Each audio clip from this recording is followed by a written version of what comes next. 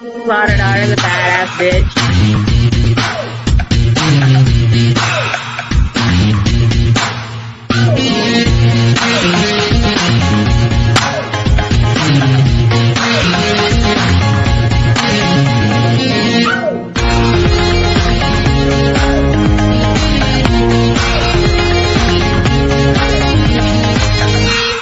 As you were. Hi. Hello, everybody. Hey everyone. This is Kelly Slaughter, and you are tuning into the Slaughter Daughter channel. And I have as my guest, as always, pretty much, my dad. Hi. You might know him as Sarge. So let's just take a look in the comments here in the chat. He's had a good Monday and Tuesday so far. Went out and got your votes in. Hey, Steven. Hey, Cutthroat. 5 times. Cutthroat. 5 times. Yeah, they've seen it 5 times. 5 times. Wow. Blues is here. He probably knows more about it than you and I. Well, it's funny because we were in the UK when it aired Yeah. and we couldn't get it. And I tried and tried and tried and we could not get it. And it was such a bummer. And it was like really late. Yeah. Two, It's like 2 o'clock in the morning and I'm Sure. trying to figure it out. Dirk Chincleft. Thought it was fantastic. Great. Yes, Great. I'm glad. Glad you enjoyed it. TJC's here. Terry's here. Who is here? Terry. Terry. Terry and Jace. All right, Terry and Dave. Jace. Chase. For Oh, fun. Chase. Chase. Jace, Chase. yes. Hey. How do you So we like were your just Funko Pop? The G.I. Joe Funko Pop he got autographed and got a bunch of things. yes. A shirt, a Sgt Slaughter shirt, my vintage shirt. Retro Tinker is here. Must be Woodman is kind of here. early Good over there evening. for Jace. Well, yeah, I don't think Jace is on, Oh, probably. It's probably just Terry. okay. Yeah. Jonathan. Hi. Hello. Phil. Hey, Phil. Phil's on. Mark is here. Hey, guys. And wow, there's so many. Brandy from Port Richey, Florida. Yeah. Hey, Brandy. Hey, Brandy. Walter Cherry's here. Yeah, Walter. He says hi. Hi. Jeff Morris is here. David. Lots of people here. I'm sorry if I missed anyone. I want to get started. Okay. Okay, let's get started. Okay. Hey, Ryan's here. Ryan. Okay. Joyce and Woody watching from Iowa. Oh, Love the show. yeah. How's Woody feeling? Is he fully recovered or just not quite yet? Is he drawing it out a little bit, Joyce, so he can get a little more pampering? Woody and Joyce, great friends of mine. And Joyce has a book out, and Ooh. I'm on my last 2 chapters to go. Well, what's the book called? Do you know? Gosh, now you're asking questions. All I know is it's Joyce's book. She did a photo book of all the photos that she has taken over the years since Oh, she's been a wow. wrestling fan, which since she was like that big. She was only that tall. Wow. She's been a wrestling fan and a photographer since I believe she was around 11 or 12 years old. Wow. And she accumulated all these photos of mostly AWA wrestlers, some Nice. WWE over the years and other places. So it's really a fun book to look at, and she has all kinds of comments on them, and it's just a great book. I wish I had Awesome. it in front of me. Well, Joyce, drop it in the comment. Yeah, there you go. Drop it in the comments. So, Dad, we've been kind of busy We're the busy. past week or so. went to the UK, and we're actually going to have a whole podcast dedicated just to that. We might even need to have two because I did a lot of stuff at least. Yeah, I was You were busy, working. really busy. Yeah. Had a great time. And then while we were over there, the show premiered, Right, your biography. my biography. And so we just watched it tonight. Yes, My husband and my kids and mom, we're actually at mom's house. yes, we're at Diane's house. Yep. She's not here. She's babysitting. Yeah. She went to go put my kids to bed. So yeah. And so what do you think Of the show. of the show? I thought it went pretty well. You don't know what you're going to get because you hours and hours and hours and hours and hours and hours and hours and hours and hours They and hours and hours and hours and hours of interviewing. And you only have a 2 hour show, and you're talking about 50 plus years of your wrestling career in your life. So Mhm. you just don't know what you're going to get. But I have to give Kieran a big salute because I thought it turned out just fantastic, and I think it was a home run. I thought it So was great, although I don't know who that girl was that kept crying.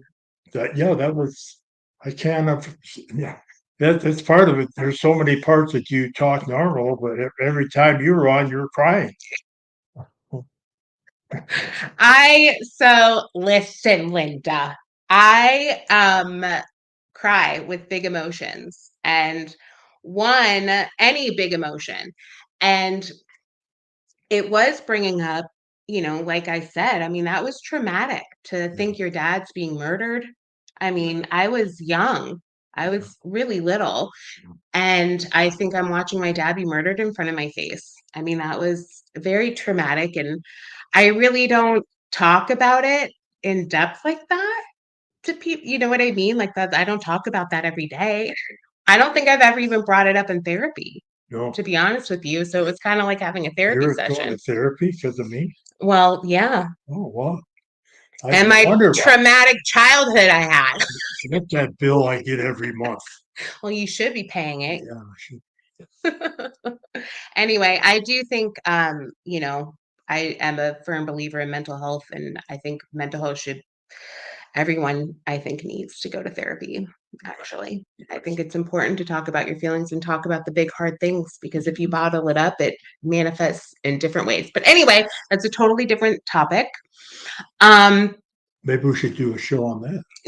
we can have Yeah, Nicole on since she's a yeah, therapist. yeah. So yeah, But anyway, there were a lot of things that I was hoping that were going to make the show, but it didn't because of there's only a 2 hour show, and a lot of my friends and colleagues and people I worked with, my bosses, my people that I just knew in the business, and people that helped me get into that spot.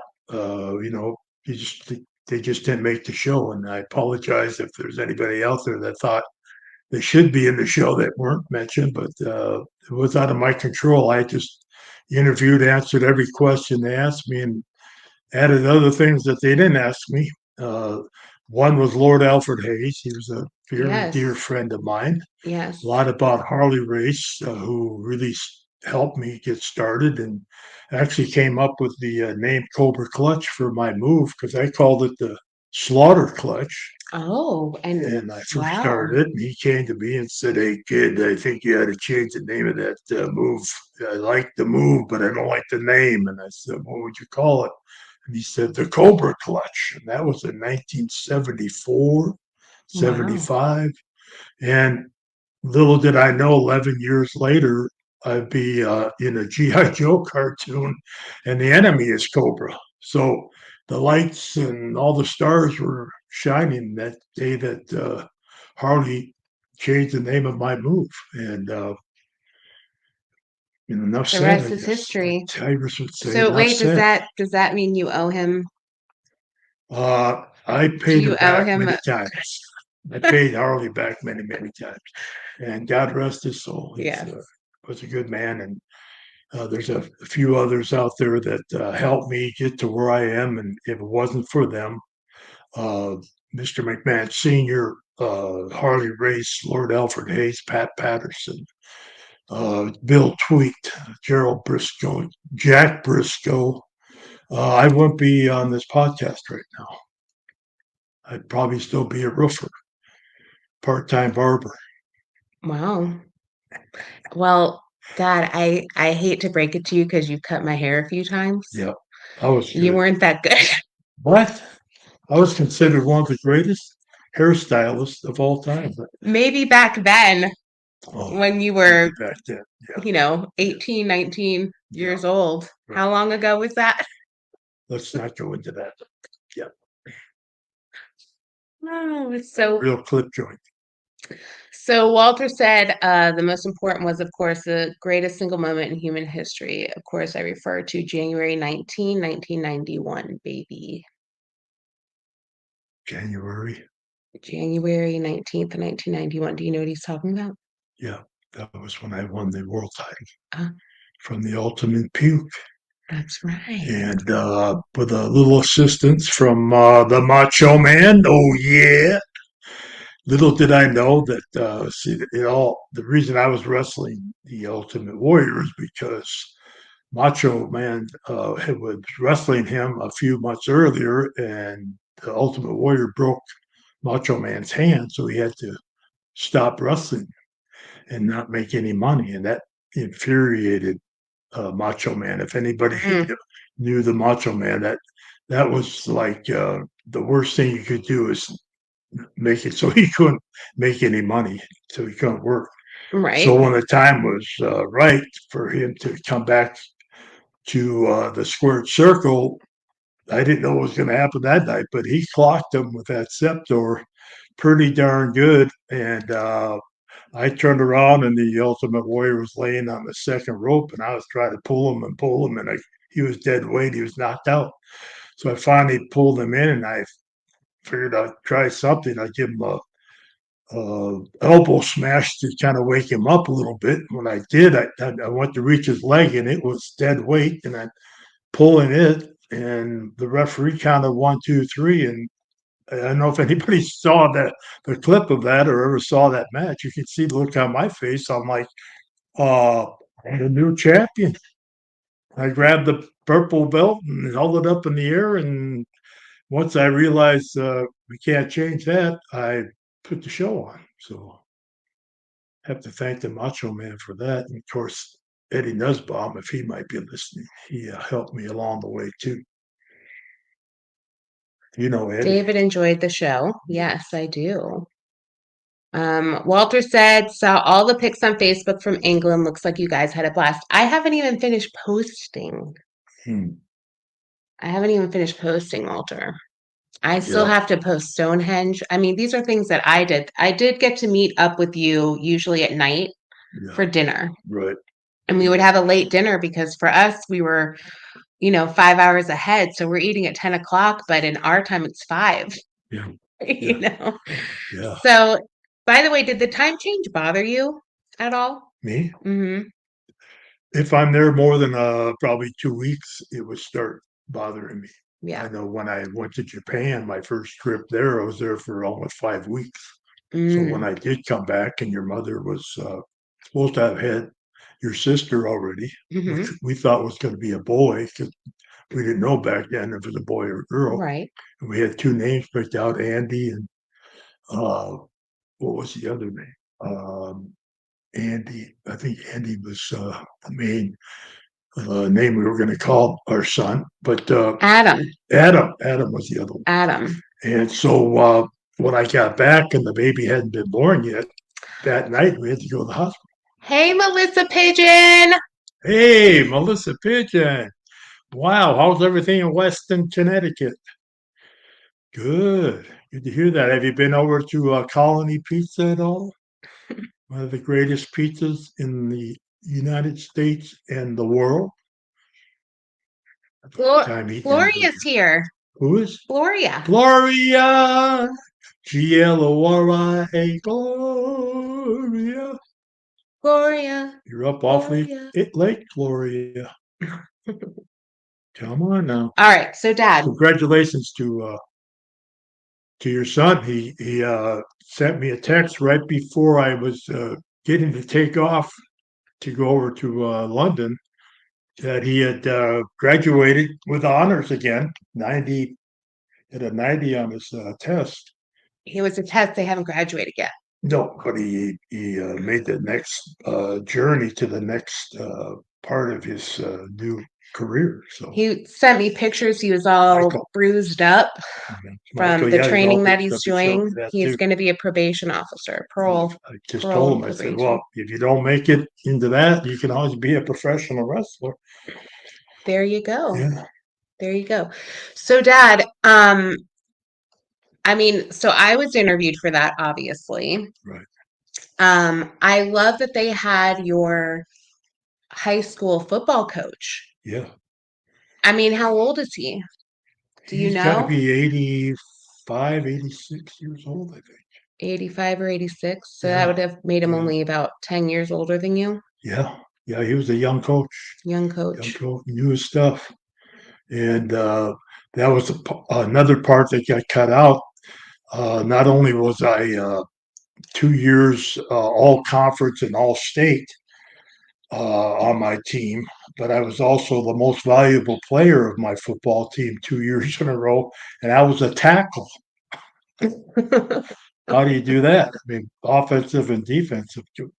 When we went to high school, we only had, uh, I think, 88 students in our senior class, so it was hard to get a full team, and so most of the time we had just enough players to have a game against the other schools. So we played every second of the game. Once we heard that national anthem and our school song, and I mean that's what really pumped me up was hearing those two songs. Hey, And there Dad, was, Gavin was met you this past weekend. oh yeah, hey Kevin, I remember that. I remember him. Yes. You do? It was funny because a lot of the Zazel's names, here. Zazel's Clubhouse. All right. They need to do an extended cut of the episode. I agree. I was actually just talking about that with someone and saying that what do they do with all of that footage? Right. Right. I mean, they talked to you for how many days? Eight over 8 days. 8 days? Just me. And Dad, so 8 days. 8 days, but they only have a 2 hour show. So there's a lot of things that got snipped and didn't make the show. Well, I only talked to him for two and a Yeah. half hours, I think it was. Right. Right. So it was, and those weren't short days either. 8 hours or 8 days. Each session went probably at least 5 hours. So you can imagine what all we talked about and all what was talked about. So Dad, do you ever go visit people at their homes? Like if they have I have, a medical condition that keeps yes, them? I have many times. Many times I have. Um, and if someone was interested in having that done, they would contact Paul. Yes, Paul Inserto, my agent, my Yep. my manager. If you go on my dad's X, what formerly known as Twitter, it's in his bio who to contact for those kind of Not the things. easiest thing to do to try to be available for those things. Right. But if I am saying, say I'm in Lexington, Kentucky this weekend, Right. which I am, Right. I'm going to be at the Lexington, they changed the name, the Central Bank Center in Lexington, Kentucky, this Thursday, Friday, Saturday, and Sunday, March 7th, 8th, 9th, and 10th. Mm-hmm. And we're there for the Lexington Comic and Toy Convention. And it's always a great turnout. Don't miss your opportunity to come down and get some autographs and some photos and come get into the Sgt Slaughter Cobra Clutch Club. Because if you become a member and you can survive the Cobra Clutch, which a lot of people did this last week over in The London and Glasgow and Manchester.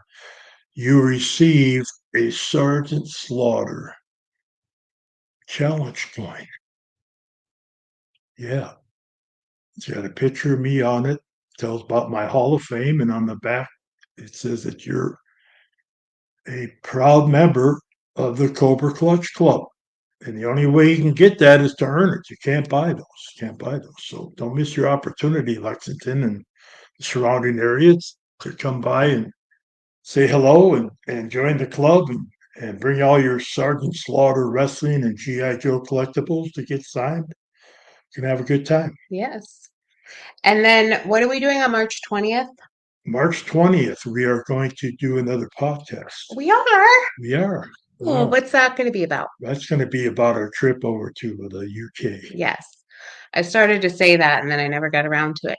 Right. Dad, what means more to you? Your WWE career or your impact on G.I. Joe? Mike wants to know. Mike Holman. Boy, that's a tough question. You know, when I first came into the WWF in 1979, you know, things weren't going so hot. And I brought this new character in. And before that, I was in Kansas City and they weren't doing so good either. And that's when I first started Sergeant Slaughter. And they started doing some phenomenal business. And so it's always good to know that your character made an impact. And as soon as I came into the New York market with the WWE under Vince McMahon Sr., we went to the races. They brought a guy in called Sergeant Slaughter who could do everything a 200-pounder could do and probably do it better. And I did do it better. And we started selling out everything. And I know the first time I wrestled at Madison Square Garden against Bob Backlund for the title, I had him in the Cobra Clutch. And right before that, his manager, Arnold Stolen, who was a Marine, used to always give him a hard time. And so right before I got Bob into the Cobra Clutch, I reached through the second rope and slapped him in the face, just kind of fun, you know. And Right. he Like got a little irritated pup. because I knocked his cigar out of his mouth. Oh. And so I got the Cobra Clutch on Bob, and Arnold got so mad at me, he reached over the top rope with a chair and hit me over the head with it, or in the kind of the back. And of course, the bell rang, and Bob lost. I was the winner, but you don't get the title on a disqualification. So I was the one that got messed up there. Right. Here I had Bob Backlund in the Cobra Clutch, ready to win the title. And the next thing I know, I win the match, but not the title. So, but that was sold out. First time I ever wrestled in Madison Square Garden, and Bob Backlund and I ever wrestled each other. And they had to go to the Forum right there at the Garden and have the big screens so people could watch that couldn't get in. Mm. And so that started catapulting, and Vince McMahon Sr. saw that effect on what Sergeant Slaughter could do. And of course, from the time he laid eyes on me, he was a Sergeant Slaughter fan. Never called me Sergeant Slaughter, just called me Sergeant. And man, did we start doing some business. But he didn't let me stay too long. Right after the alley fight with Pat Patterson, he kind of wanted me to move on because he didn't want me to get overexposed. And so off I went down to Charlotte and did some more phenomenal business down there, winning the NWA US Heavyweight Championship twice, and then teaming up with Don Grenoble, winning the NWA World Heavyweight Championships, and ended up going on with Ricky Steamboat and Jay Youngblood into all kinds of matches, and had the final conflict in Greensboro, North Carolina, where they had Sting's big last match this last weekend. Wish I could have been there and been with Steamboat, because I heard he stop by. But it would have been fun to have a session, a question and answer from that time when we were in that, because we both lost our partners. Mm. Jay's has been gone for a while, and a couple of years ago I lost Don Colonel. But it just started, everything going for Starcade started the next year because So that we, was like when everything started for yeah, you. Yeah. the highway patrol told Don and I at a restaurant 2 days later. Don knew the highway patrolman, and he said they turned away 17,000 cars. Cars. I mean, that's a lot of people, That's a lot of especially in people. that area. Greensboro was, we only had a couple of states to draw from that our TVs went to, but it was Hmm. such publicity. Word of mouth is your best advertisement. So Absolutely. we just we killed it, and of course they went to Starcade from that, and of course Vince McMahon saw that, and he went to WrestleMania Mm, with that, and then of course I went back up for my second tour of duty, and that's when I took on the Iron Sheik. right. So, Dad, Yes. Clifford says that you're the best, Oh, thank you, Clifford. and he wants you to dismiss him. You are dismissed. You have to get up for school, or you got to get up for work. No, based on his picture, I don't think he might have to get up for work. Yeah. Okay, all right. Well, I have to get up early too. I got Yeah. a 0700 Reveille waiting for me because I have to jump in the slaughter mobile and head up to the slaughterhouse, Camp Slaughter, and pick up some things, and then head on back before I go to Lexington on Thursday. So, would you do a voiceover for G.I. Joe again? Of course. Who says we're not? Um, so Cobra Commander says that he was kind of surprised how little they talked about your feud with Sheik.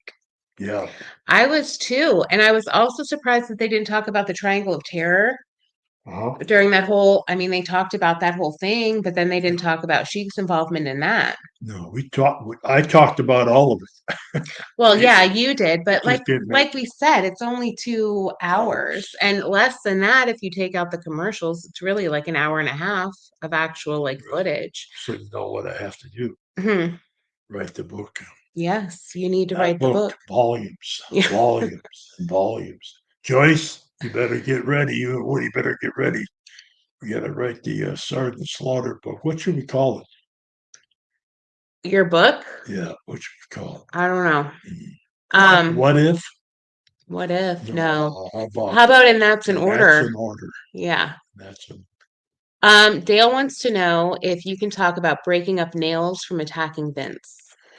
I could talk about it, yeah, but I guess it's pretty public knowledge. We were doing a show, TV show in Green Bay, Wisconsin, and Nails came, and we had just gotten out of a production meeting, and Vince was in the office where we had the production meeting by himself, and a few of us were standing around: Tony Gurria, myself, Arnold Stolen, and one or two other people. And Nails came and he said, "Hey, Sarge, how you doing?" "Oh, good." "Yeah, is Vince around?" I said, "Yeah, in fact, he's in this room right here." He said, "We think I could have a word with him?" I said, "Let me check." So I walked in. I said, "Nails would like to have a few words with you." He said, "Yeah, send him in."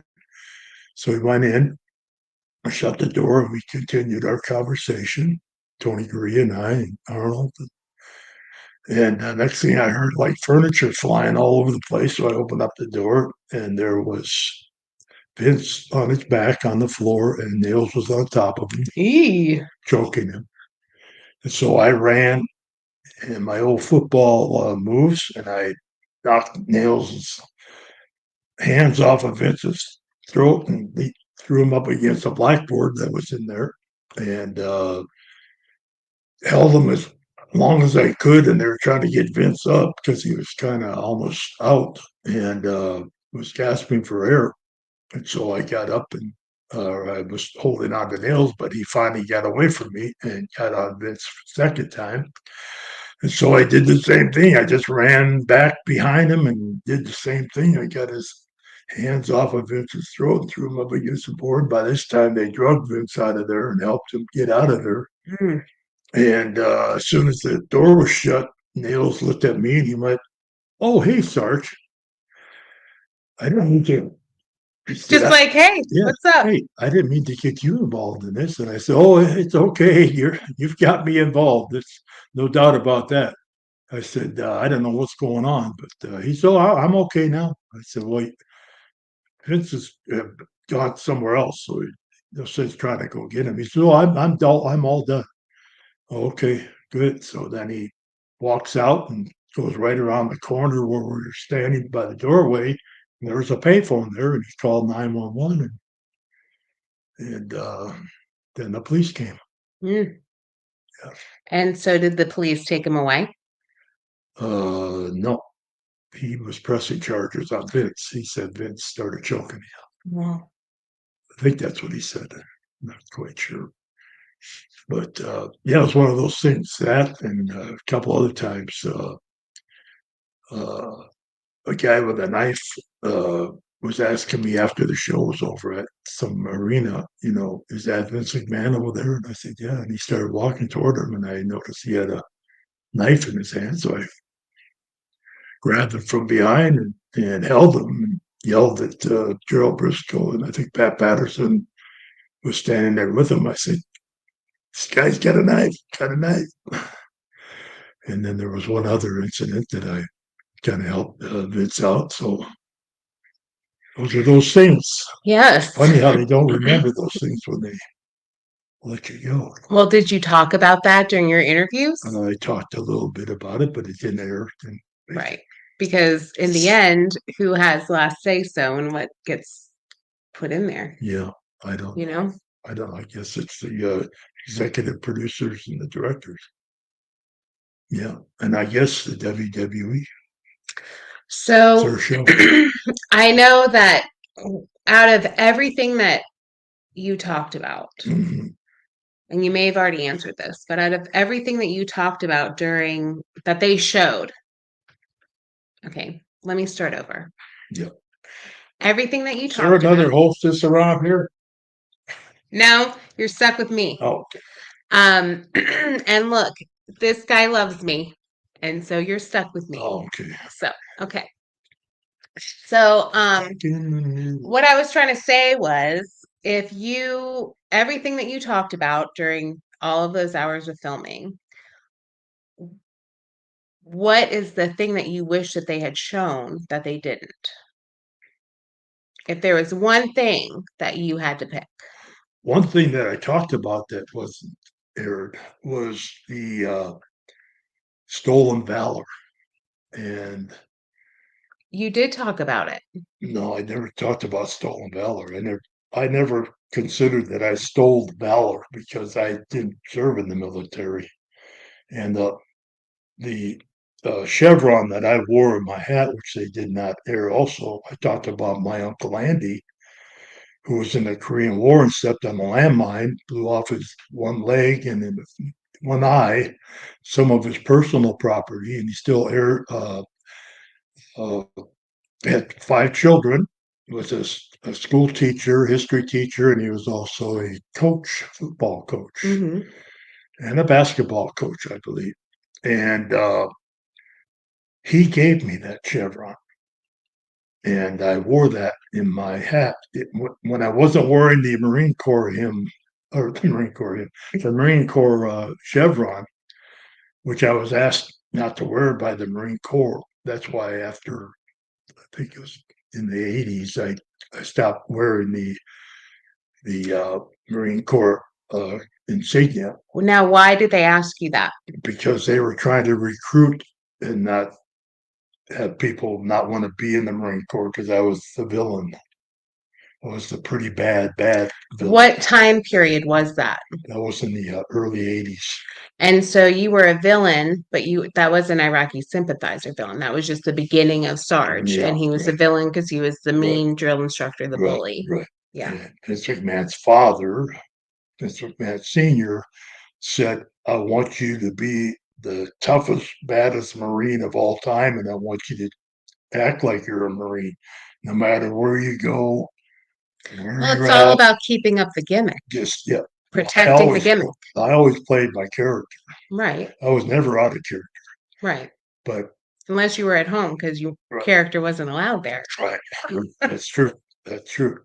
And so I was, asked by Vince McMahon Sr. to always say that I served in Vietnam. Tell them that you were in Paris Island. Tell them you served 6, 7 years, whatever. You came up with a backstory, Right. I which came is back. what actors do when they have a role. Right. So I played that character. I created the character. It was actually an army uh, drill sergeant. Mhm. Then when I went to the WWE, Vince McMahon Sr. said, I'd rather have you as a Marine. So I said, okay, I'll be the Marine. So I went from a drill sergeant to a drill instructor. Difference, big difference. Right. And so, but my chevron that I always wear, I'm going to wear till the day I die or I don't wear my campaign cover anymore, was given to me by my uncle. I told that story, but it didn't make air. So Mm. anybody out there that was wondering why I wear a chevron in my campaign covers, because it was given to me by my uncle. And my grandson last year gave me a baseball cap, as you know, Hmm. that said Sergeant Slaughter. He had it made at a store, and it had, chevrons on it, but it wasn't the complete E6. They didn't. They didn't know. He just asked him to make it for Sergeant Slaughter, his grandpa. So somebody commented that I wore the wrong chevron in my cap. Uh, maybe it's so. Yes, it is the wrong one, but my grandson gave that to me, and that's why I wear it. And I'm going to continue. So put that in your pipe and smoke it. There you go. Um, so Dad, do you feel like you think you feel that they did a good job? I think they did a good job. I thought it was you never know what you're going to get because it's a 2 hour show of 50 plus years of your life. You don't know what's going to get put in and what's not going to get put in. I think there's a lot of things that you and your sister and your mother, my sister, other people that know me that, I have to really salute some people. Uh, Hulk Hogan, He put you over big time. Bob Costas, Yes. uh, uh, you know, I was surprised to see Bob Costas. Were you? yeah, yeah, I was. I met Bob years and years ago, and he told the story point blank, exactly what happened. And we went to New York City from New Jersey, Newark, New Jersey, from the Meadowlands over to New York City because I was heading back to Connecticut. And he was in New York working and lived there, I believe, at the time. And so I asked him if we wanted to ride and go have dinner. So we went to Carnegie Deli and we ran into what was the shock jock's name? Howard Stern? Howard Stern and a couple of actors that were there. This is like 2 o'clock in the morning. Carnegie Deli was open that late? Oh yeah, they closed at 4. Oh, wow. Closed from 4 to 6 to clean. By the way, those of you that don't know, Carnegie Deli is not open anymore, but their sandwiches, I'm not kidding. They were this big, but they were also like $70. Yeah. If you ordered a Reuben, came on a plate, and it was, I mean, you couldn't eat. I couldn't eat one, but I loved them so much. I ate as much as I could. And I took the rest home. I love a good Reuben. Oh, I But worked Bob out my Costas, shoulders. and Bret Hart, Mm-hmm. Hacksaw, and DiBiase. Mm-hmm. I know I'm missing going to be missing some names. Uh, The the Miz. Miz was on there a lot, and I take my hat off to Miz because when he first came in, they had to prove themselves through a contest, and they try to get him to quit and stop and say Uncle and Uncle Sam, and he just wouldn't do it. And every time he would come in the back, I said, "Stick with it, kid. You got it. You got it." He said, "I know you can talk. We all know because he was, on those shows. You just had to get to the physical part of it, and he's still there, Yeah. and he's still there. Yeah. And of course, uh, my friend Jesse James. I don't know if they call him that anymore, but he was the road dog. He was actually in the Marines, and he put me over. He said, you know, if somebody doesn't like what the sergeant's doing and they don't understand character from real life, that's their fault. The world of professional wrestling has always been entertainment, Right. and back when we created our own characters, Roddy Piper Well, and look at they even the talked guys, about Yokozuna Yokozuna. and how he wasn't, you helped him come up with that, Yeah. and he wasn't a sumo wrestler. No, he wasn't a sumo wrestler. And I don't see Undertaker. anyone getting all up in arms about him not being a real, was he even Japanese? No, he was Samoan.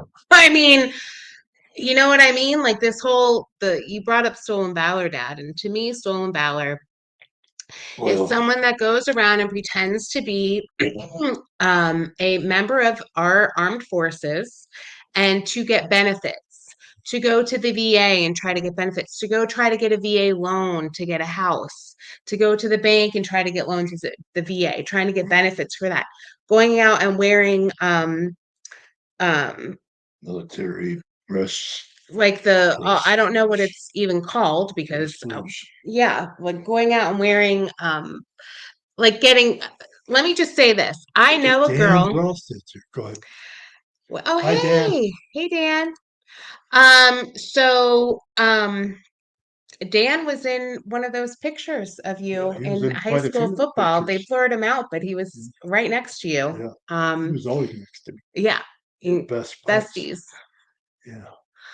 Um, what was I saying? You were saying about Stolen Oh, Valor. so I have a friend of mine, a girl that I know, and she is married a man. He wore his dress blues, I guess is what you call it. I don't know. I don't even know what branch of the military he was in. That would be the Marines. Yeah. Well, so whatever he was in, he was wearing their like dress stuff. The medals, all the thing or the medals that he'd earned and all of his whatever he had was full on. They got married, had a whole military ceremony, did all of that. They go to buy a house, and she's like, "Well, let's get a VA loan." Well, the VA loan was not going to happen because he never served. Oh, To me, that's stolen valor. that's stolen. That's so, you know what I mean? Yeah. Somebody pretending to me be my dead cousin, my dead Army Ranger cousin, so that they can get benefits. That's stolen valor. To me, that's stolen valor to me. So I don't feel like you did that simply not only because of it was a job and you were an actor and you were playing a part in a character. Like I feel like that's the obvious, and like people that don't get that really aren't that smart, or they're not really wrestling fans. You know what I mean? Robert Remus never said that he was in the Marine Corps. Right. Sgt Slaughter did. Because Sarge was. Right. He was. He was in the Right. Marine Corps. He first started in the Army, and then he got up to moved somewhere else. somewhere else. But, Right. yeah, when I go to stores, I go to say a Lowe's or Home Depot, and they say, "Are you military?" And I say, "No, I'm not." And they all kind of look at me because they know I'm Sergeant Slaughter, and they go, "Will you get a discount?" I said, "No, I don't want the discount. I want to pay what I owe." Right. So I never took advantage of ever take advantage of that I served in the military because I didn't. I did not. So Right. So hopefully that's put to bed. Anyone that keeps talking about it, they're just not wrestling fans. That's all I can say. well, They haven't. they're not listening. They're They not don't they listening. don't want to. You know, Right. They don't want they to want to be listen. controversial or Right. you know. It's the only thing that they can say, Dad, because Right. I you know just what I tell mean? them that, you know, Except they can still call you a traitor. Like people will still call you a traitor, yeah, which is fine yeah, because that was the that character was a character, right? and you were a traitor. I was a trainer. Yeah, I Yeah, did a pretty damn good job you too. did. We were laughing all the way to the bank, remember? Yeah, yeah. So, Cutthroat brings up a good question. He wants to know how you feel about Virgil passing away. And I know Oh, how you very, feel because we talked about it when we were in the UK. yeah. Yeah, I was saddened. First, Ole Anderson passed, who helped me also a lot in this business, and just sorry that he got kind of, you know, Are we not talking about talk. Virgil or Orly? Ole Orly. wasn't, talked about much because the same day I think Virgil passed away, and Virgil was Yeah, it was more pretty pretty up there. A lot of friends. Virgil had a lot of fun. well, Ole Anderson was like older too, Yeah, he was the more old school. wrecking crew, Minnesota wrecking crew.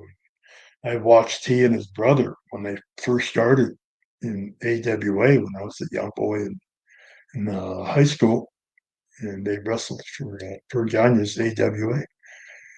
But yeah, Virgil, a lot of fun things with Virgil. One time I was at a toy store at a mall, and people were lined up outside all the way down the mall. And pretty soon they were started come in, and they had a Virgil picture. And I said, "Oh, is Virgil in town?" And they said, "Yeah, yeah, he's right outside." I said, "What?"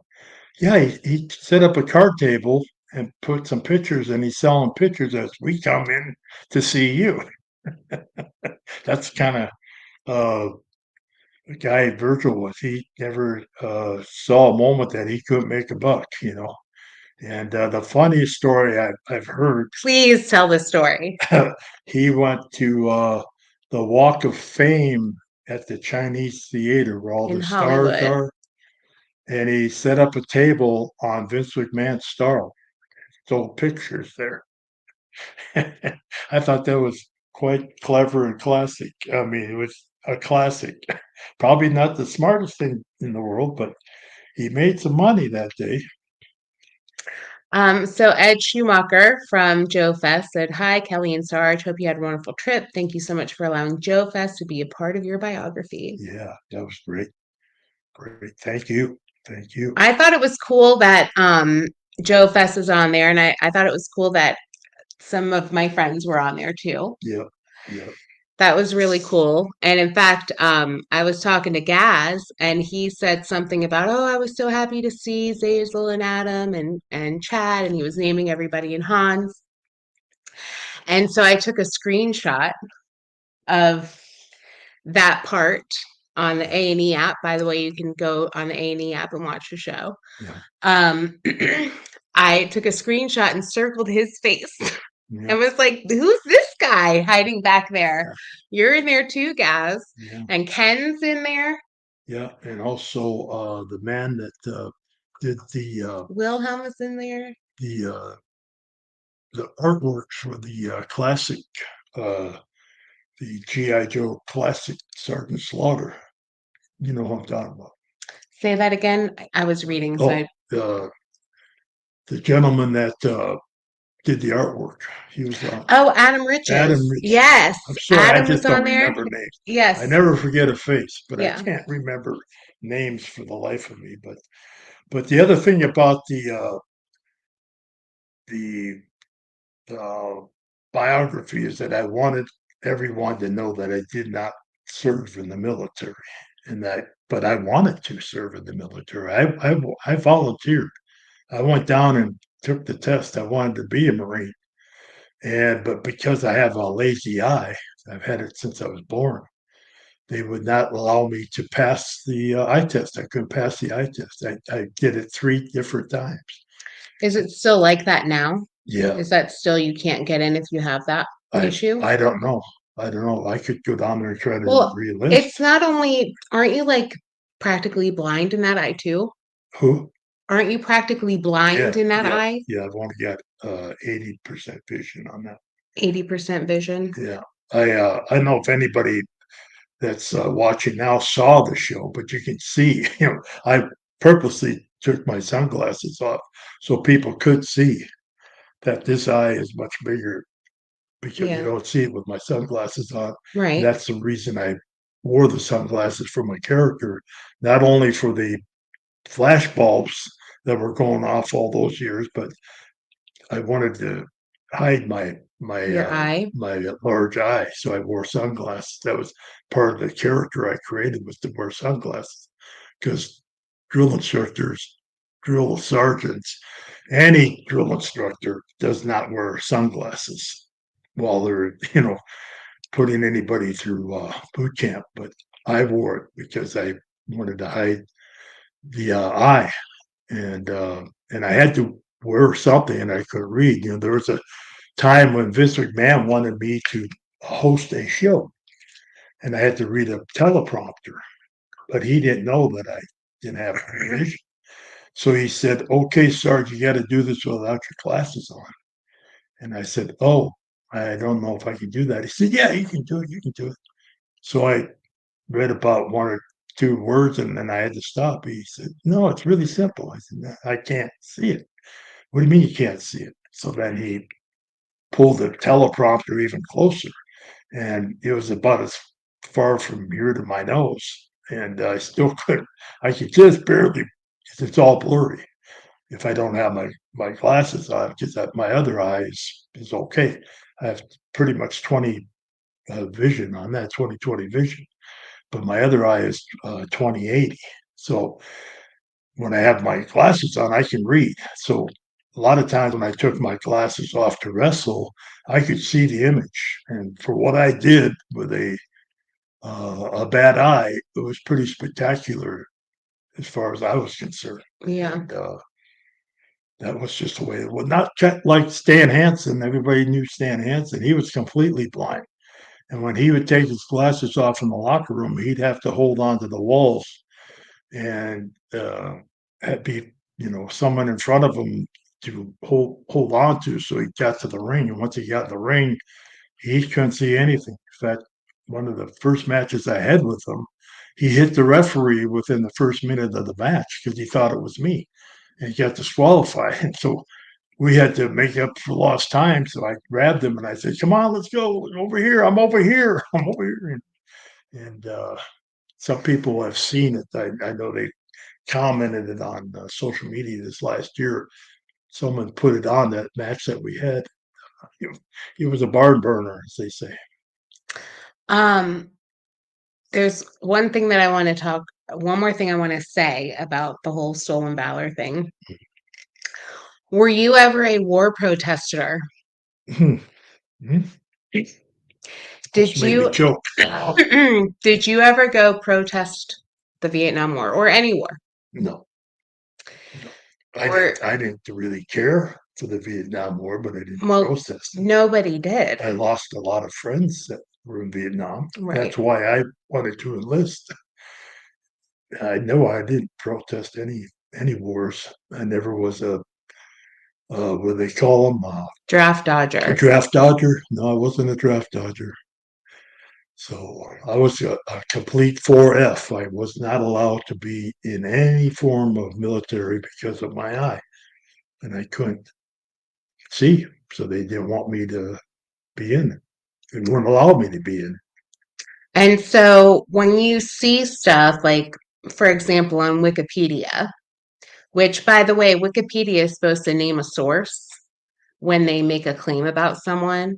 And on Wikipedia, they have a claim on there that you never served in the military, Oh, that you which is true, that you were a draft dodger, and a war protester that you protested the war. And so they have to list sources for that, right? Yeah. So they have three sources listed there.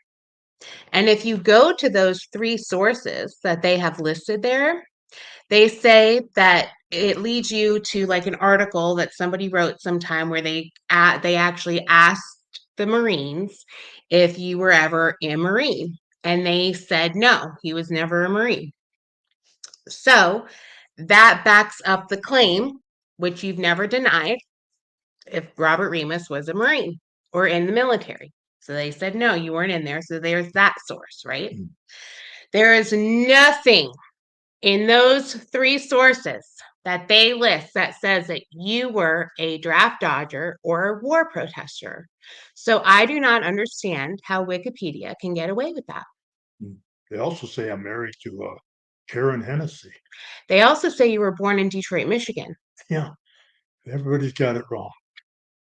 But you know what? Like, how can they possibly have that on there if there's no source to back it up, even though they put sources there? Like, there has to be some kind of like legal action or something that needs to happen there because it's not true. And they don't have the sources there to back up their claim. Right. Well, maybe I should sue Wikipedia.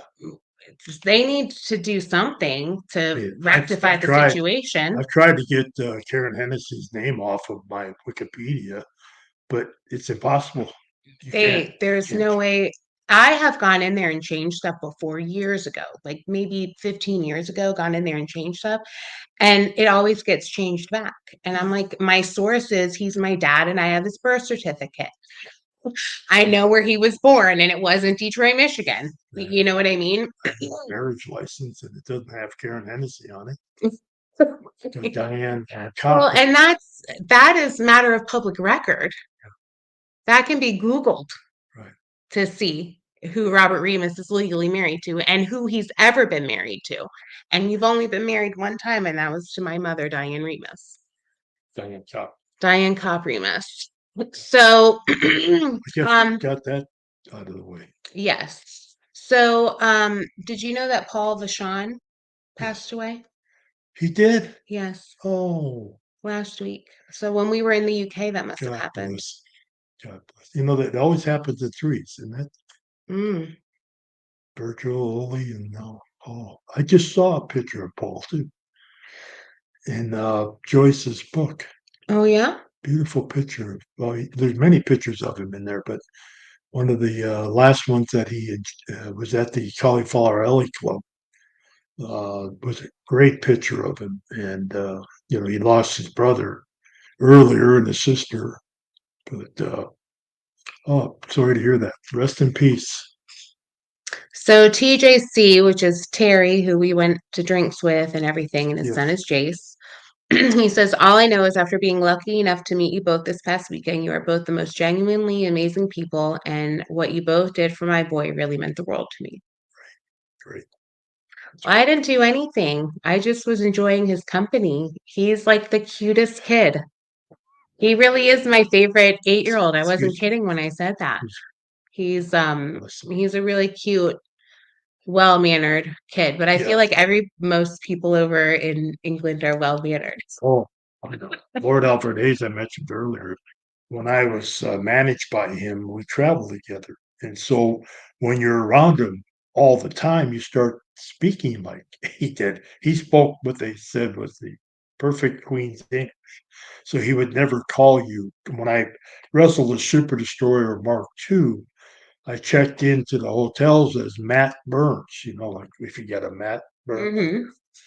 And I would say, my name's Matt Burns. And they said, okay. Of course, Alfred would never call me Matt. He'd call me Matthew. So a lot of the wrestlers who were my friends and a lot of my friends like Joyce still calls me Matthew, and it's funny how that is when you're around the English and other foreign people, you start kind of imitating them, but then all of a sudden you start talking like that for real you're there long enough. Unfortunately, I could never speak much Japanese when we were there. But Well, I could say some words. yeah. Well, that's how when I reconnected with Candy, which was Lord Alfred Hayes's daughter, which Yes. I was really little. Yeah. Nicole really remembers her more than I do. I do remember a little bit, but I think Nicole just remembers more. Which by the way, Nicole's here. Kirsten. She says that everyone she's talked to has raved about it and welcome back to the USA. Thank you. Thanks, Nick. Hey, we were just Nicole. talking about doing a show about mental health and having you on. Not to put you on the spot or anything, Nick. Yeah. Yeah. Um, what were we talking about just now? How crazy you are. Yeah. Uh, Yeah. mm. So Candy, Lord Alfred Hayes' daughter. I Um, was Kirsten. I I connected with her because I don't even know how I happened to see the comment, but there was something you were at a hockey match Okay. or a hockey game In Dallas. in Dallas, and she lives in Dallas, and so she commented on it, but she called you Matthew. Yes. And I saw the comment and I saw her Facebook name has her maiden name in there, Hayes. Yeah. And I was like, if you're calling him Matthew and you have Hayes in your name, I think that you probably must have been related to Lord Alfred. And she was like, he was my dad. So that's how her and I connected. But they didn't really talk about him No. at all No. in the biography. No. And he was a huge part. Big part of my career. And his son Kirsten, and we traveled together with his children here and there when they would come over from Dallas to visit him up in New York and in the Connecticut area and Minnesota. Always had a good time with them. Minnesota, we had a lot more time to ourselves and with our families because they did work every day, and it was a big family. We would get together with Pat and Louie and Nick Bockwinkel and Ray Stevens and Bob Orton Jr. All of us played golf and Alfred, and they all went skiing. I never skied. I skied one time with a lady a girl I dated in high school. She was a foreign exchange student from Norway. Her name is Becky Wong, and she wanted me to go skiing with her one time. So I went, and she says, "Oh, it's very easy, very easy." And I said, "Okay." So I went down the bunny hill, what they called the bunny hill, and I got down it because I was an athlete. I got down the hill, and then all of a sudden I realized she didn't tell me how to stop. So I ran right into all these little kids and in a snow fence and did a couple of somersaults, and then I collected my ski and my ski poles, and I made it to the lift which was a rope, and you had to grab it this way and that way, and it would pull you up because I didn't have any. I only had one ski on, so being athletic, I just stood on one ski, and just got to the top, and I let go too soon, and back I went into all the kids that were going up the hill there to go back down, and I crawled off to the side, and I crawled up, and I just said, "I'll be in the warming house having hot chocolate." No more skiing for me. So I Right. never. That was the only time I ever went skiing. I had a blast skiing Yeah. and I got one lesson and then I couldn't remember how to turn or stop. So I would just go straight down and then I would have to crash to stop. And then I got another lesson and learned how to stop. But I couldn't do the pie thing. Yeah. I had to like go to the side. That's even better. Yeah. I had so much fun skiing. I haven't been in so long. What about Kenneth Hargrove? Hargrove. Yeah, so he Is he? says Wikipedia can be edited by the people, not the best source of information. Yes, but they're supposed to give a source of the information. That's what I'm saying. They give a source, and that's how Wikipedia, because I've looked into trying to get it freaking fixed. I freaking hate Wikipedia. So that's when anybody ever cites Wiki as a source, I don't care what they're talking about. I'm like, you have to find a different source for me. I'm sorry, but I don't believe anything that's on Wikipedia. I saw Godfather said, "What up?" All right. Where's that? The Oh, O train. hey, Jonathan Martinez wants to know, so you met President Ronald Reagan? I did. I met 8 presidents, 8 different presidents. Yeah. But Ronald was the one that invited me to the White House because he was going for his second term and wanted to help have me come to a big party where they invited 200 celebrities. And your mother and I were the only ones out of the celebrities to meet him Nice. back in the back area there, and we weren't expecting it to happen. We had gotten to this. We had a whole weekend there and had so much fun and met so many of the celebrities. I went into the bathroom one time and I was washing my hands and I looked in the mirror when the door opened and there was this guy and he goes, "Hey, Sergeant Slaughter." And I said, "Eddie Haskell." And and he goes, "Oh, I'm a huge fan of yours." I said, "Don't give me that, Eddie. Don't give me that. I know you and Beaver's mother, trying to pull one over on me there." But, B says that when you gave him the challenge coin this weekend, yes, that he gave you his Union Jack pin. yes, he did. He did. And he said It's in it my back. wasn't munch. I said it wasn't munch. Pretty much a It bunch. wasn't much, but he hoped that you like it. Oh, I Yeah. love it. I'm gonna have it for the rest of my life. Yeah, I get a lot of challenge coins, and that's why over the years I could never give back because in the military, when you get a challenge coin from a military person, especially a vet, which tells what where they served and what outfit they were in and what wars and all that. Me too, Nicole. I She used to think couldn't, she was glad Uncle Don was in the yeah, and I wasn't able to ever give one back because I wasn't in the military. So I told my agent and manager, Paul Inserto, I said, we need to make a challenge coin for the Cobra Clutch. And that way I have something to give the military people that come up and give me a coin. Can you salute or dismiss Todd, please? You're dismissed, Todd. As you were, carry on. And don't let your enemy eat your breakfast, maggot. Yo, Joe. Sorry, I didn't mean to interrupt you there. Do I have to put a bunch of people to bed here? You'll put them all to bed at the end Okay. when we're done. Blue Ridge Marauders. There's a new Sgt Slaughter action figure coming out soon. It's called the Mad Marauders. They're bringing back the Marauders. Nice. So, TM24 wants to ask me a question. Oh, okay. I get to answer a Good. question Then here. I can take a sip. Yeah, take a sip. So other than my dad, who is a legend, who is my second all-time favorite wrestler? It's pretty simple. Who? You're wrong. My Uncle Don. I was gonna say my Uncle Don. My Uncle Don, I was trying to figure out Uncle Don or Roddy. Yeah, Roddy was good. Yeah.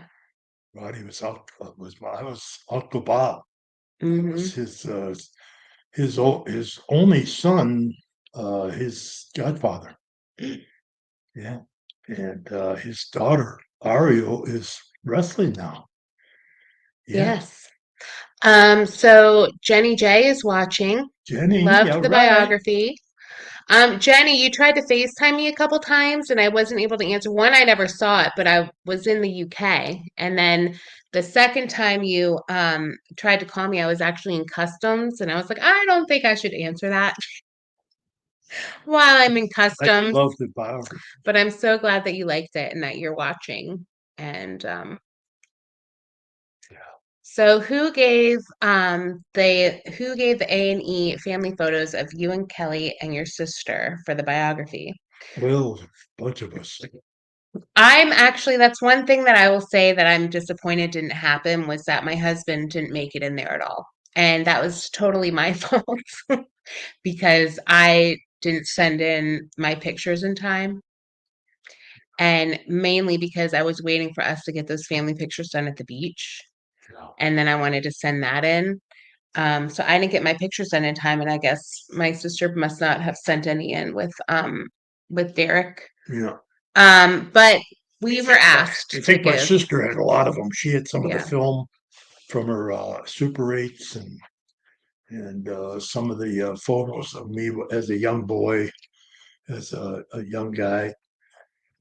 In my high school, she had a couple of my high school yearbooks. And hey, look who's here! Come on! Look who just showed up! And told you Come to on! shut up. Come on! Be on the. Come on! Jesus! Mom's home. Mom's home. Thanks, Mom. By the way, a lot of you have asked me, and I want to clear the air. Yes, I am a ventriloquist. Dad, I don't mean, go there. they always say, you must be a ventriloquist working next to that dummy all the time, meaning you.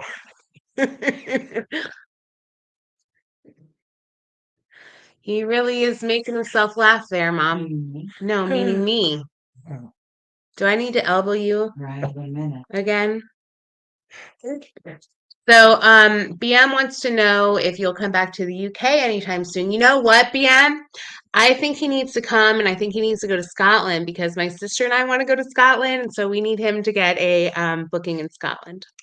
Well, we have been asked to possibly come back to Liverpool and maybe Dubai, Dubai. possibly by the promoter we work for over in Manchester. See how that works out. After all the walking I did, I'm not sure if I can do one of those trips again. But as my agent said, maybe next time we'll go private jet. Yeah. But I just told Kelly, I probably get a little feedback on this. I said, next time we go overseas and we have to go through customs, let's just go down to Mexico and walk across. Oh boy. Everybody else is. They don't even Dad. speak English. I think, geez, Dad. But I think that's pretty clever. Pretty Um, clever. My wife's telling me to shut up. This might help, Kelly. yeah, I think so. Oh, Luke is here. Oh. Luke, you're still awake? Michael. So he says we didn't get to see it in the UK yet, but even just a trailer has us all excited. Can't wait to see it. We will get our hands on it, Luke in England. Good. Hope you get to see it. We met Space Commander over there. Yes, we met Pretty Space cool deal. Commander and Not too many people get to TJC see and Space Luke. Commander. He's usually up in space. Yes, I feel very privileged. Michael, I'm going to see Michael this weekend in Lexington. Michael Watkins. Nice. Oh, Michael, right here. Lars Anderson. Is that the Lars Anderson? I'm not sure. Who is the Lars Anderson? He's a wrestler. Oh, I don't know. He was part of the Four Horsemen. We were standing at the hotel in the UK where all the talent was staying, and Paul and I were standing there, and he's going, "Do you know who any of these people are?" I'm like, "No clue. I know who he is." That's it. Well, you knew who Trish Stratus was. I knew who Trish was, and I knew who Lita was.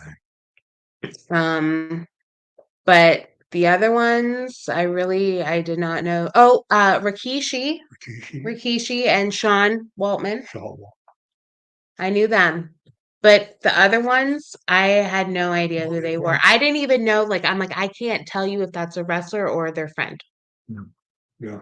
Or their handler. I have no idea. But we were all in different areas, not all the same place. It's kind of tough to really introduce you to anybody. You guys need to wrap it up. You're in your girl. We're being told to wrap it up by the Queen. Yes, sir. He said, it is Lars. 15 minutes. It is Lars. All right. Lars.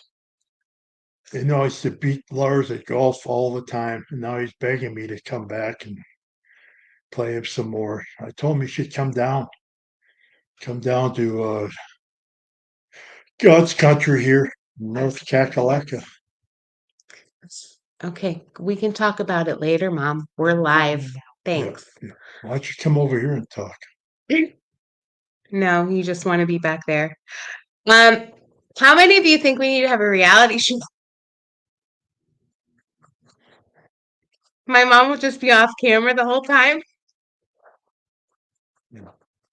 telling us what to do. Now you Wouldn't that be know. fun? Knowing's half the battle. Uh, What I've been going through.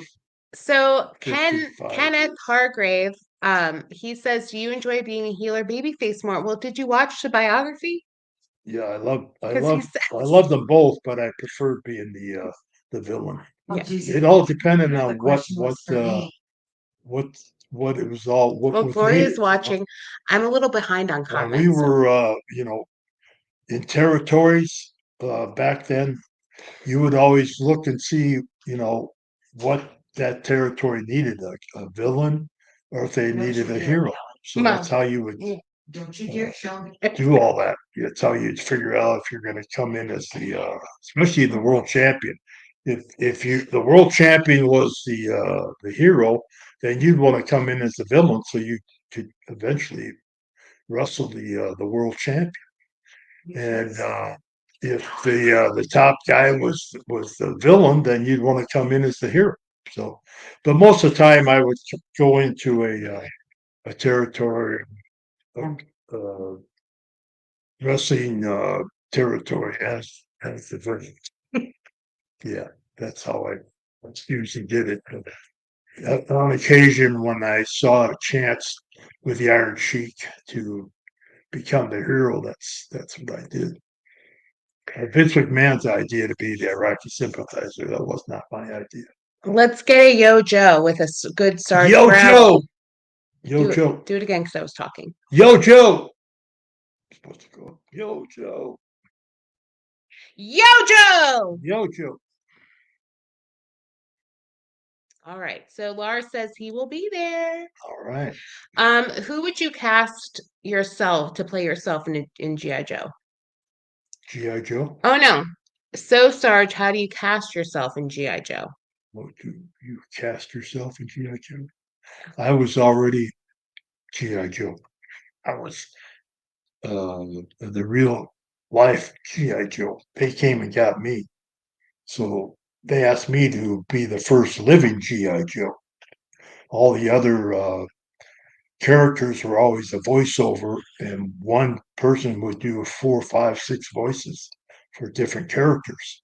So Hasbro was looking for the first living GI Joe who could be a spokesperson, ambassador for the company back when Toys R Us was, still open, and all the department stores, and go to children's hospitals and veterans hospitals.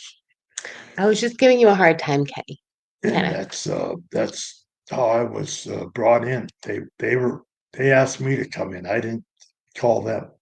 They saw what was going on with myself and the Iron Sheik, and how I had everybody chanting USA, USA, and doing the Pledge of Allegiance after my matches.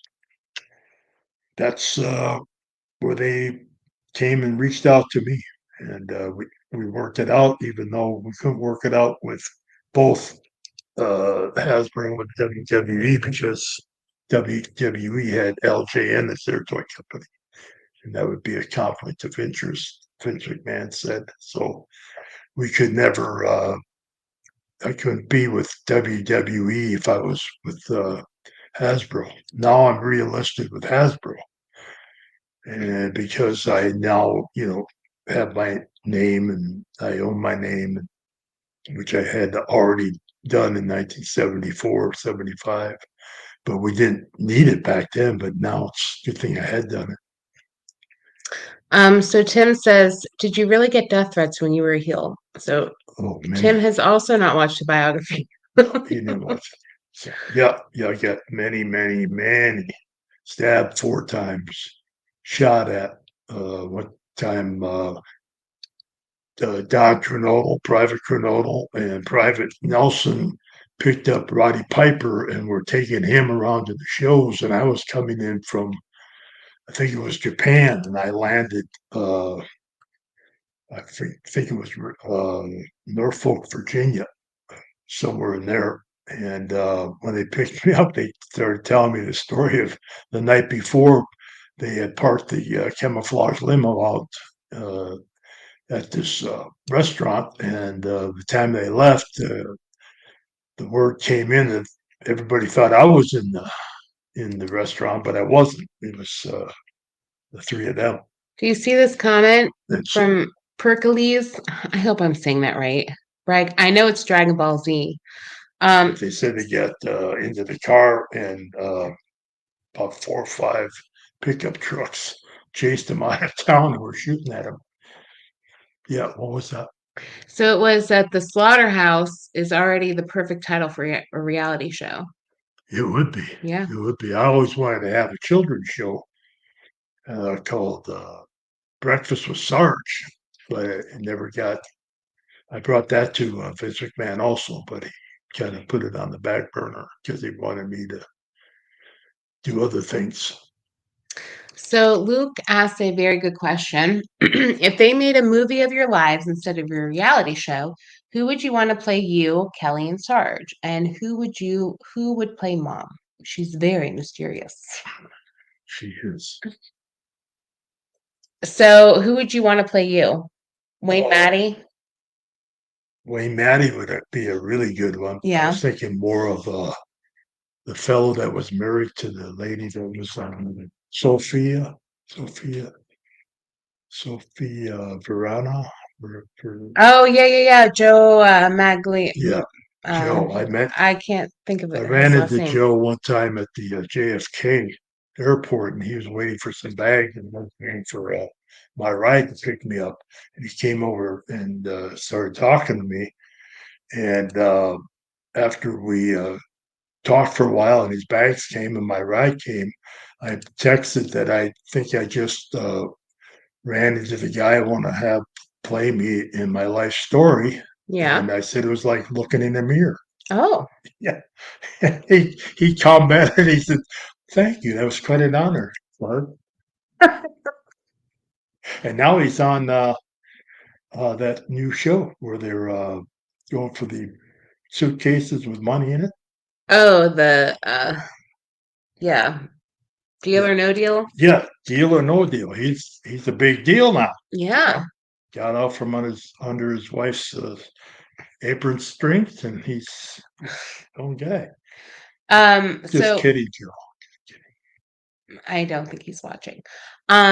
Chris Thornsberry is gonna see you in Lexington. All right. Are you going to become a member of the Cobra Clutch Club? Bring it closer. There's the Chris? camera. See, that's the front. Hope my finger's not in the way. And that's the back. And it's very heavy. Very heavy. Hope to see you there. I'm just teasing. You don't have to become a member of the Cobra Clutch Club, you bunch of wussies. But if you think you can, come see me. So Walter wants to know if you remember your original theme song from when you first came into G.I. Joe. The Stand Up for America, I'm a Sgt Slaughter renegade. Yeah. You know that I'll be there. Don't mess with Sgt Slaughter. He's as mean as they come. He takes on 100 cobras and has them on the run. G.I. Joe. Sergeant Slaughter is now. Go through. Oh, Matthew wants a salute from both of us. Hold on, let me.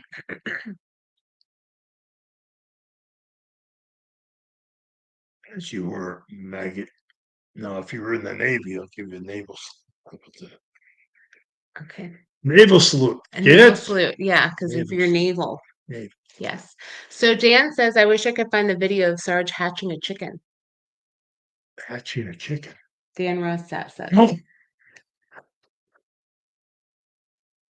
Yeah, we had some fun. We were so bored one Sunday afternoon, and Diane and I and Dan still is a great photographer and film man. He's Dan the Man, and we did a little version of Dan the Man running into the robber. I wasn't even close to being into professional wrestling yet, and so we put on this little skit. And your mother was a lady walking down the street, and I was an armed robber. I had a mask on, and I said, "Give me your bag, lady," and she kept fighting me, and I grabbed the bag, and we were fighting over the bag. And here come Dan the Man, and he was an old guy. I don't know if anybody remembers the old what was that show anyway? He had this he had Kane and what was the one with Laughing? He was the old guy on Laughing, and he had a big mustache and he had glasses on and a old hat and a overcoat on, and he looked up and all of a sudden he took off his coat and threw off his cap, and he had a shirt that said Dan the Man. Dan the Man. And he came after me and we started wrestling, and he was throwing me all over the front yard and everything. And so one of our skits is my parents said chickens. This weekend, Mark, he's going to be in Lexington. Yeah, this weekend. And we had some chickens. So I took an egg and I went sit on it, and then we cut the film, and then we started up again, and I got up and I pulled the real chicken. Yeah, that's cool. Dan says laughing. Yeah, Laughing. That was it. I forget the guy's name that was on Laughing. They had a name. All right. So we're coming up on almost an hour and a half, 90 minutes. So well, Yvonne, how can I get notifications that you're going to be on Facebook? Well, you can go to YouTube and subscribe to my channel and get alerts that way. Or if you just follow us, we'll put up when I always post. Dad always posts when we're going to be on. Don't forget that we'll be back on 20th of March. We will be on the 20th of March at 9 o'clock. We will be on again. We're going to talk about our trip to the UK and how much fun we had. But don't forget, if you like the show, to push your like button. Is that how they say? Yes, like, subscribe on YouTube. Mom, why are you being a weirdo? See what I have to put up with? Oh my goodness. What? I'm telling you, we need a reality show. Gloria's on. You want to say hi to Gloria? Dan says Art Johnson. Artie Johnson. Artie Johnson. That was the guy that played that old guy. That's right. Good memory. Good memory. BM is watching from the UK. Hi. Yes, thank you guys. Dan says you two crack me up. Yes, thank you, Brian. Hey, Jay, the Remus Roost. New show idea? Well, that or the Slaughterhouse. I'm thinking the Slaughterhouse. Remus Roost is our home. Yeah. All right, Walter, he's going to dismiss everybody. Okay. All right, everybody, thank you so much. We'll see you. If you are in Lexington or anywhere around Lexington this weekend, my dad will be there for the Lexington Comic and Toy Show. So make sure that you it's at the Central Bank Center. Central Bank Center. Right. And it's it's going to be really packed in there. So don't miss the opportunity to come by and get your autographs and your photos and your Cobra clutch, and bring all your Sgt Slaughter G.I. Joe and and wrestling memorabilia, collectibles, get them signed, become a member, join the club, and I don't know what else to tell you, but one of these days, and it won't be Yes. long. All right. So we are signing off. We'll see you on Wednesday, March the 20th, 9 p.m. Eastern Now Standard you know. Time. And now you know. Move, Dad. I gotta flex my muscle. Sorry. Jesus. Let me flex. I won't flex. Okay. See ya. Bye, everybody. See everybody this weekend in Lexington. Don't make me have to come looking for you. Yo, Joe.